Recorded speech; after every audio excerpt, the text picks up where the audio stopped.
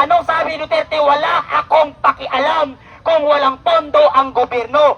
Basta para sa estudyante, pipirmahan ko. Kaya nagkaroon ng libreng kolehiyo sa ating bansa, mga bugok na estudyante.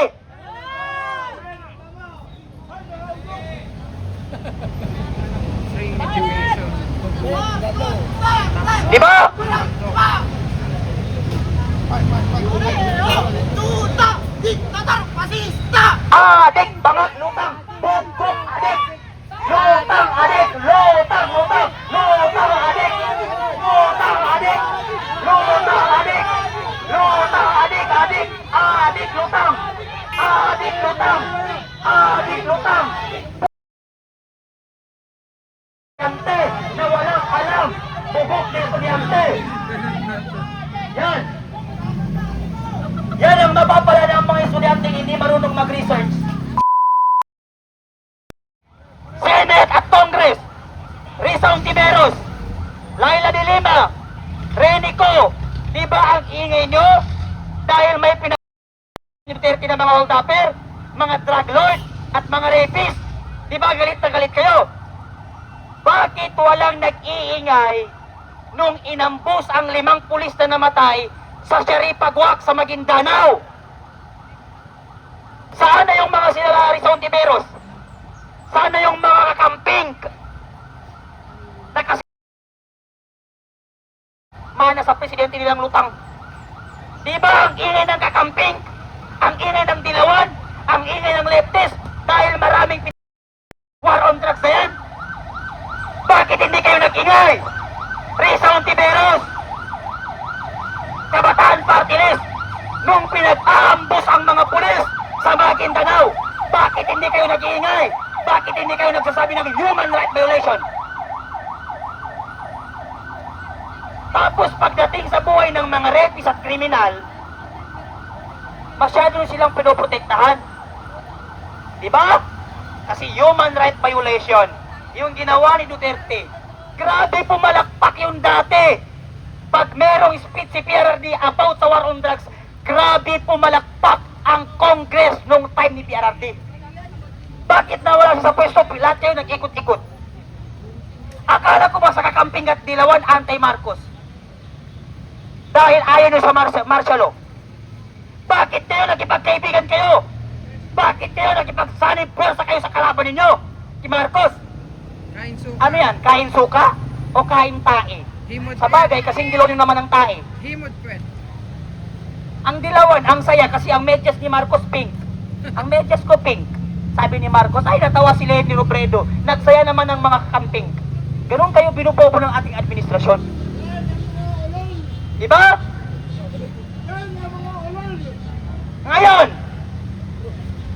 nung hindi pa naupo si Duterte sa ating bansa, bawal kang sumakay ng jeepney, tricycle na meron kang mga gamit na accessories. Kasi andyan ang mga snatcher. Pupunta ka ng Quiapo, huwag kang magsusot ng relo. Pupunta ka ng Cubao, pupunta ka ng Divisoria, huwag kang magsusot ng kahit anong accessory. Pati cellphone mo, ilagay mo sa bag, tapos ikandado mo. Kasi nandyan yung mga budol gang, andyan yung mga mambubudol, andyan yung mga snatcher, andyan yung mga hold-upper, mga kidnapper, nung time ng mga dilawan. Bumalik. Yan sa Binondo Bridge. Napakadumi ng Binondo Bridge, di ba? Yung mga diaper nandyan. Meron din dyan sa Manila Bay. Ngayon, naupo si Duterte. Yung mga estudyante dati na hindi nakakapaglakad ng alas 8 ng gabi dahil andyan ang mga rapist, ng mga adik. Nakakapaglakad kayo ng 10 oras ng gabi nang walang gumagalaw sa inyo. Kahit yung mga adik hindi lumalabas dahil takot matukhang. Hindi ba alam ng mga estudyante yan kung bakit ginawa ang war on drugs? Kaya ginawa ni PRRD ang war on drugs hindi para sa kitatay mo, hindi para kitito mo, kilolo mo, para sa'yo. Kasi kung hindi ginawa ang war on drugs, automatic yan. Next generation, pati mga estudyante, adik na yan. Sana maisip ng mga estudyante yan. Kaya binuo ang war on drugs para iligtas tayo na kabataan. Ilayo tayo sa krimen at pagiging adik. Kasi alam natin nung panahon ng mga dilawan, may mga palengke ng shabu. Di ba? May mga tindahan ng Cebu na parang palengke na hindi na tinatago. Alam niya ng mga pulis natin. Marami rin sa kanilang gumamit dati. Yung pinatapon natin sa basilan. Di ba? Oh. Ano pa? Yung mga ginawa ni Duterte, yung nakikipagtalo ang mga estudyante. Ayaw namin kay Duterte kasi walang nagawang proyekto. Gusto namin si Bam Aquino. Kaya nag-top 1, kaya nag-2 yan, nag-top 2, no? Kaya siya naging top 2 sa Senate. Maraming bumotong estudyante. Bakit? Dahil sa libreng kolehiyo, libreng edukasyon.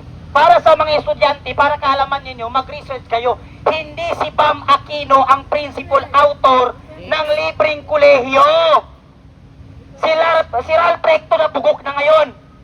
Yan ang principal author ng libreng kolehiyo. Noong panahon ni Meriam Defensor, isinulong ang libreng kolehiyo. Hindi pinilmahan ng kalbong si Noynoy Aquino. Anong sabi niya?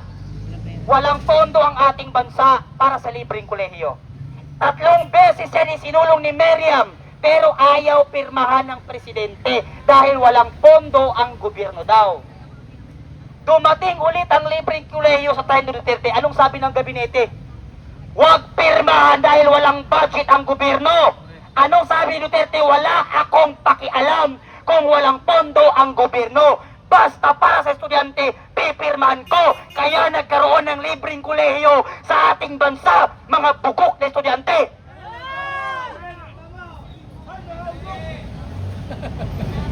Free education. Di ba? Tuta! Diktator! Pasista! Adik, bangat, lutang, bugok, adik. Lutang, adik, lutang, lutang, lutang, adik. Lutang, adik, lutang, adik. Lutang, adik, adik, adik, lutang. Adik, lutang, adik, lutang. Estudyante na walang alam. Yan. Yan ang mapapala ng mga estudyante hindi marunong mag-research. Bakit? Ano ang tinuturo ng mga profesor nila? Ang tinuturo ng mga profesor nilang mga Duterte, pero hindi nila sinasabi kung ano ang pinatay ng Duterte. Kaya ang mga estudyante ngayon, karamihan sa estudyante ngayon, pag tinanong mo about sa lipunan, walang alam. Kasi imbis na araling panglipunan ang tinuturo ng kanilang profesor, Duterte war on drugs ang tinuturo ng profesor nila. Kaya yan ang napapala ng mga estudyante ngayon. Walang laman ng utak, walang sa katotohanan. Diba? Paano mo sinasabing diktador si Duterte? Paano sinasabi ng mga estudyante na si Duterte ay diktador? Sino ang diniktadahan ni Duterte noong panahon niya? Nakita niyo ba yung mga komunistang pangit noong time ni Duterte? Kayong mga komunistang pangit noong time ni Duterte.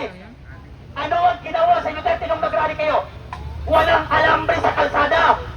Sinasabayan pa kayo ng pulis magmarcha. Binibigyan kayo ng pagkain. Ibinuk kayo sa hotel. Tapos sasabihin mo si Duterte diktador.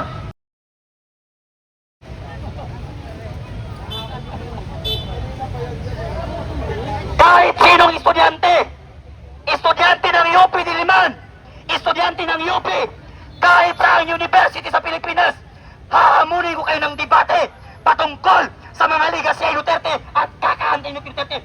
Kahit anong taksa, kahit sa scholar, kahit sa university, magpakita ka sa akin at tumarap ka sa akin ng debate. Kahit sino sa inyo mga estudyante, wala akong aatrasan sa inyo sa debate patungkol sa kung anong legasya ni Duterte at kakaantin Duterte ninyo.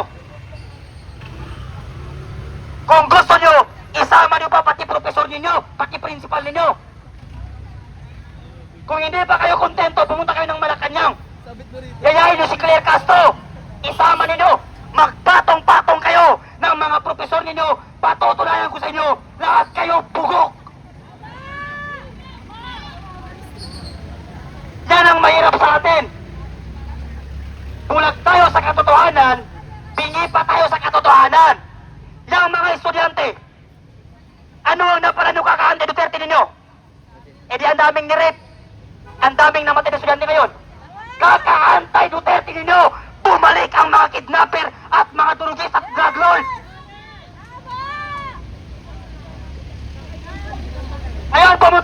Baseco. Pumunta ka ng Baseco, pumunta ka ng Tondo, pumunta ka ng Quiapo, Divisoria, Bulacan. 8 years old pataas, nagraragpi kahit kasiksigan ng araw. Tapos anti-Duterte, mag-anti-Duterte kayo hanggang sa dulo. Ipa-impeach nyo si Sara hanggang kayo mga estudyante matauhan kayo sa pagiging bobo ninyo. Sayang ang baon ninyo. Yang magulang mo 24 hours na mamasada, nagko-construction worker para may pambayad sa tuition fee, pambili ng uniform mo, pang baon mo. Tapos ang isusukli mo, pagiging tarantado mo, nasasama ka sa mga komunista para isigaw na si Duterte ay diktador. Saan siya dumikta? Sinong profesor ang nagturo sa mga estudyante para sabihin ng mga estudyante ngayon na si Duterte ay isang diktador? Sinong profesor? NPA, professor na NPA. Si Joe Masison na kalbo na lahat ng presidente masama sa kanila dahil ang gusto niya siyang maging presidente. Nalaman niyo yung nangyari sa Cebu dati? Sa Visayas? Yung isang munisipyo, walang nakaligtas, pinatay lahat ng CBP-NPA. Pati trabahante staff, pinagpapatay nila. Nagingay ba kayo?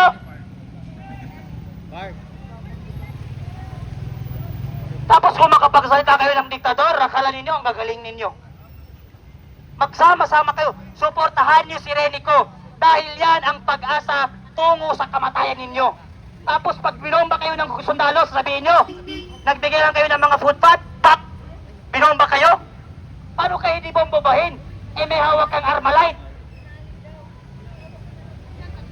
Kaya mga estudyante, pag-aralan ninyong mabuti kung bakit nyo sinasabi na si Duterte ay diktador at tota ng China.